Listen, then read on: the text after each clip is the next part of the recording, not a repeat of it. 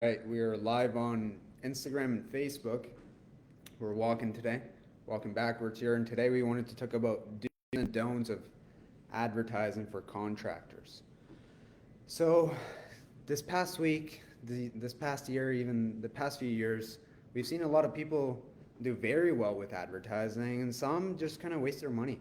Just throw money at Facebook and see if it sticks. The first thing I would stay away from is the housing category. You, as a contractor, do not need to be in the housing category. You just don't need to pick a category, and that allows you to be able to target a lot of people. When you pick one of those categories, it throttles your reach, if you will, or who you can target, and you'll just be showing up to people you possibly don't even want to see your ads. So that could be trouble. If you're desperately looking for work, you don't want to be running ads. You likely just want to hop on the phone, make some calls, go show up at building sites, go network. That's going to be the easiest way for you to be able to close more deals. Ads is not going to like save you. You can't look at ads as a magician little wand. Like marketers are not magicians, and ads are not the tool that they use to magically get your results. It's very calibrated. You need to be patient and you cannot be desperate. So don't want to be doing that. Do you want to be running ads if you have an offer that you know you can replicate quickly and profitably? You want to be sure that you're not. One thing. I talked to someone this week and they wanted to advertise for a $120 service. And for a $120 service, let's say that they wanted to make $100,000 in 1 month, divided by $120 purchase price.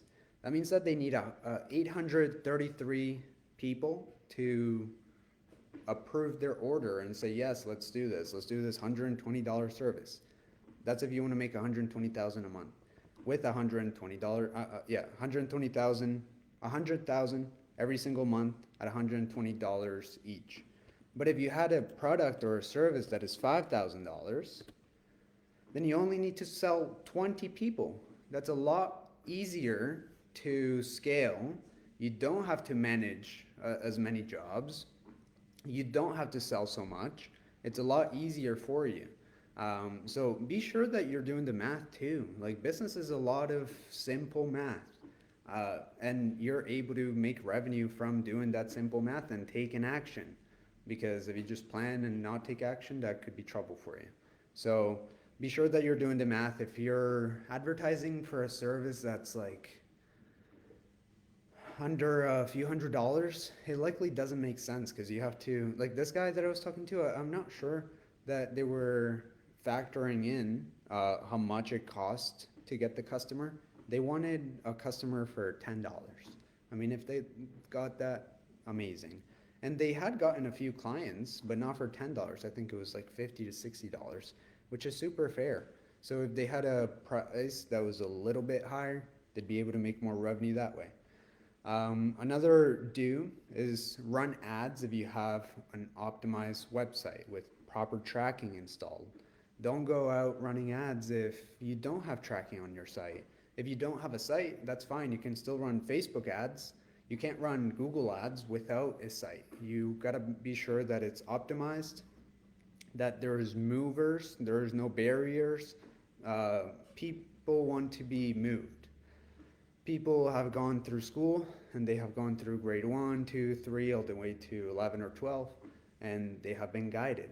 And so they have been habitualized to be able to follow directions. So you can do that with people as well, but be sure that it's leading them to the goal that they actually want to attain.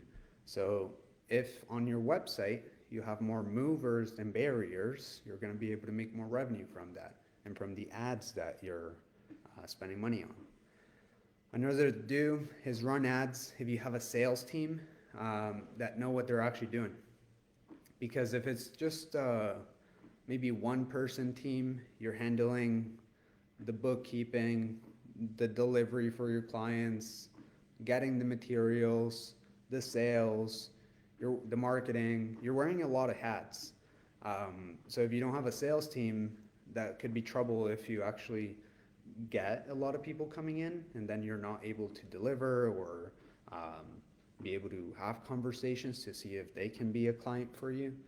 And another don't would be don't run ads if you can't contact these people within like 5 to 10 minutes.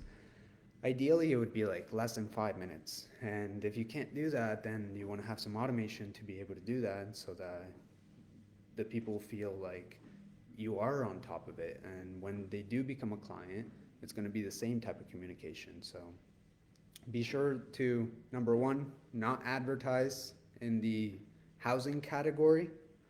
Be sure not, I've seen even people advertise in like the credit category, employment category, when they're not even offering any financial products or services or hiring people.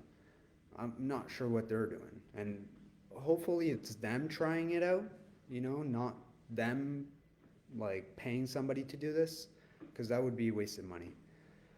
So to be clear, be sure to stay away from the Facebook ad categories.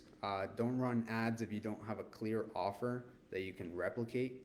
And make sure to do the math too as well when you're doing Facebook ads. Like, what is the profit? What can you estimate per lead? And what's your closing rate as well, so that you have a very clear like road to revenue, if you will.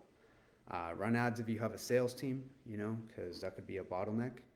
And don't run ads if you can't contact these people in a very timely manner. So hopefully this was helpful. This was a quick live today. Walking here on the treadmill. If you guys have any questions, let us know. It seems like our page is growing. We're getting a lot more followers. We're running some ads as well ourselves, because it doesn't make sense for us not to preach what we or take action on what we're preaching. That wouldn't make sense. So we're running some Facebook ads, content first ad strategies as well, and staying omnipresent. So if anybody has any questions, let us know, and we'll talk soon. Bye.